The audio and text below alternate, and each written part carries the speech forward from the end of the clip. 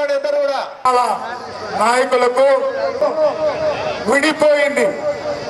ఆ నేపథ్యంలో మొత్తం విద్యారంగం వినాశకర విధానాలు ప్రపంచ బ్యాంకు షరతులకు 2018లో మనం అనేక పోరాటాలు చేశాం.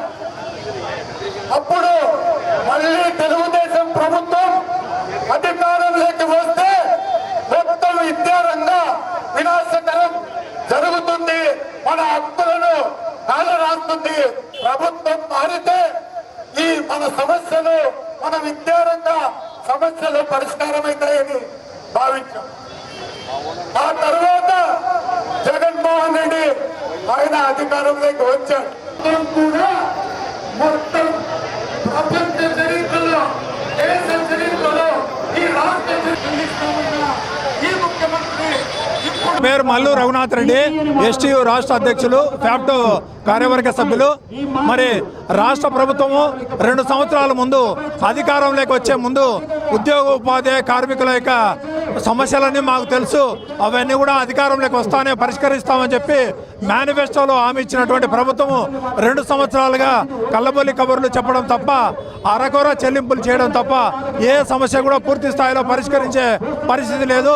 ప్రధానంగా 12వ పిఆర్సీ కమిటీ కూడా ఇప్పుడు 3 సంవత్సరాలు పూర్తి అయినప్పటికీ ఇంతవరకు పిఆర్సీ కమిటీ కూడా నియమించకపోవడం అనేది చాలా దారుణమైన విషయం. అంతేకాకుండా ఈ 2.5 సంవత్సరాలుగా 5 డిఏలు పెండింగ్లో ఉన్నాయి. అంతేకాకుండా బకాయిలు కూడా దాదాపు 20,000 కోట్లు పైగా పెండింగ్లో ఉన్నాయి. సిపిఎస్ ఉద్యోగులందరికీ కూడా మెరుగైనటువంటి పెన్షన్ విధానం తెస్తాం, వాళ్ళకు ఉద్యోగానికి భద్రత కల్పిస్తామని చెప్పినటువంటి ప్రభుత్వము 2 సంవత్సరాల కాలంలో ఒకరోజు కూడా మనతో చర్చించినటువంటి పరిస్థితి లేదు. అదేవిధంగా విద్యారంగంలో తీసుకున్నటువంటి నిర్ణయాలు ప్రభుత్వ విద్యారంగాన్ని నిర్వీర్యం చేసేటటువంటి దిశలుగా ఉన్నాయి. కాబట్టి ఉపాధ్యాయ సంఘాలతో చర్చించి సానుకూలమైనటువంటి నిర్ణయాలు తీసుకోమని చెప్తే ఏ సమస్య కూడా పరిష్కరించినటువంటి పరిస్థితి లేదు. కాబట్టి రాష్ట్ర వ్యాప్త ఆధ్వర్యంలో అనేక దఫాలుగా ఇప్పటికి ప్రాతినిధ్యాలు చేశాం, పోరాటాలు చేశాం. ఇప్పటికి కూడా స్పందించినటువంటి తీరుకు నిరసనగా కలెక్టరేట్ దగ్గర ఈరోజు పికెటింగ్ కార్యక్రమం చేశాం. రాబోయే రోజుల్లో వెంటనే ఈ 12వ పిఆర్సీ కమిటీ ఏర్పాటు చేయడం కానీ, అదేవిధంగా పెండింగ్ డిఏలు ప్రకటించడం కానీ, అదేవిధంగా బకాయిలు చెల్లించడం కానీ, సిబిఎస్ స్థానంలో మెరుగైనటువంటి పెన్షన్ విధానం తీసుకొని వస్తామని కానీ అమలు చేయకపోతే ఈ ఉద్యమాన్ని మరింత తీవ్రతరం చేస్తామని చెప్పి రాష్ట్ర వ్యాప్త కార్యవర్గ సభ్యుడిగా ప్రభుత్వాన్ని హెచ్చరిస్తున్నాం. ఈనాడు రాష్ట్ర వ్యాప్తంగా అన్ని జిల్లా కేంద్రాల్లో, కలెక్టర్ కేంద్రాల వద్ద పికెటింగ్ కార్యక్రమాన్ని నిర్వహించడం జరిగింది. 19 సమస్యల పైన ఈరోజు పికెటింగ్ కార్యక్రమాన్ని కలెక్టరేట్ల వద్ద నిర్వహించడం జరిగింది. మరి ఇప్పుడు కూటమి ప్రభుత్వము గతంలో ప్రతిపక్షంలో ఉన్నప్పుడు మేము అధికారంలోకి వస్తే ఉద్యోగ ఉపాధ్యాయులకు మెరుగైనటువంటి పిఆర్సీ ఇస్తాం, ఐఆర్ ఇస్తాం, సరెండర్ లీవ్లు ఇస్తాము, ఉద్యోగుల ఫ్రెండ్లీ ప్రభుత్వంగా మేము చూసుకుంటామని చెప్పడం జరిగింది.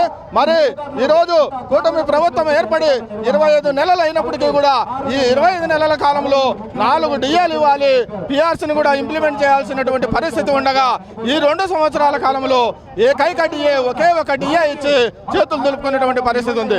అయ్యా, మాకు 2019 నుంచి కూడా డిఏలకు సంబంధించినటువంటి బకాయిలు రావాలి, 11వ పిఆర్సీకి సంబంధించిన బకాయిలు రావాలి, సిపిఎస్ విధానాన్ని రద్దు చేసి మెరుగైనటువంటి ఓపీఎస్ విధానాన్ని కూడా ఇవ్వాలని అనేక విధాలుగా అనేక పోరాటాలు చేస్తూ ప్రభుత్వానికి విన్నవిస్తూనే ఉన్నాం.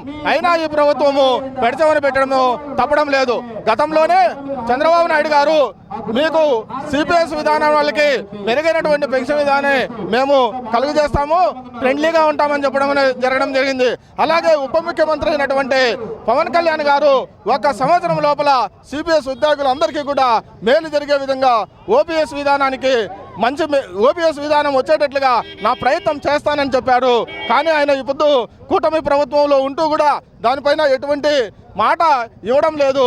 ఇది ఉద్యోగుల ఉపాధ్యాయులకు రుచించడం లేదు. ఖచ్చితంగా సిపిఎస్ విధానాన్ని రద్దు చేసి ఓపీఎస్ విధానాన్ని అమలు చేయాలి.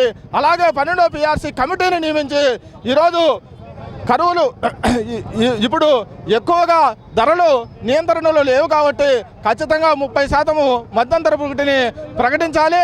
మనకు రావాల్సినటువంటి 25,000 కోట్ల బకాయిలను వెంటనే చెల్లించి ఒక రోడ్ మ్యాప్ ప్రకటించి గతంలో ఇచ్చినటువంటి మాటను నిలుపుకోవాలని చెప్పేసి మేము కడప జిల్లా ఫ్యాప్టో పక్షాన డిమాండ్ చేస్తున్నాం. నా పేరు రాళ్లపల్లి అబ్దుల్లా, కడప జిల్లా ఫ్యాప్టో సెక్రటరీ జనరల్. ప్రతి ఒక్కరూ తప్పనిసరిగా యూట్యూబ్లోకి వెళ్ళి కడప వార్తను లైక్ చేయండి, సబ్స్క్రైబ్ చేయండి. ఇట్లు మీ జి రమణయ్య, ఎడిటర్, కడప వార్త.